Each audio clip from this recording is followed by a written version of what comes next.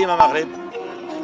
Comme j'ai dit avant, félicitations à nouveau pour cette exceptionnelle Coupe du Monde.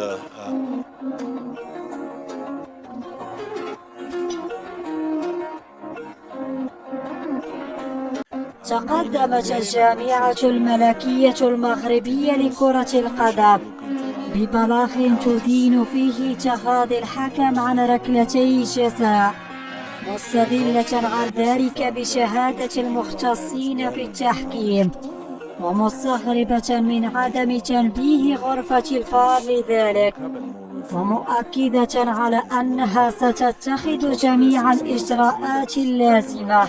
أصدقائي المغاربة، المرجو منكم التحلي بالصبر.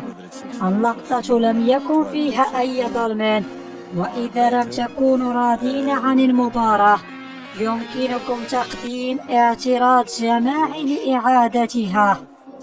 وبعد هذا الاحتجاج والرد خرج كولين رئيس لجنة التحكيم في فيفا معترفا ومتحدثا عن الحكم وأخطائه الكارثية، وأخطاء أخرى تشي بضعف تقديره وضعف شخصيته في بعض المواقف، وهو ما توضحه الصورة التالية التي تعود لمباراة الأوروغواي والبرتغال في مونديال روسيا، حينما استفزه كريستيانو رونالدو بشكل مشين، فكانت ردة فعله كما توضحه الصورة، مع أن الطرد هو العقاب المناسب لما فعله البرتغالي.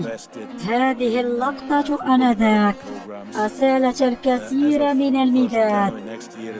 الحكم الدولي منير مبروك بعث رسالة إلى كل من رئيس لجنة التحكيم الدولية وكذا مديرها السيد بوسكا والسيد كولينا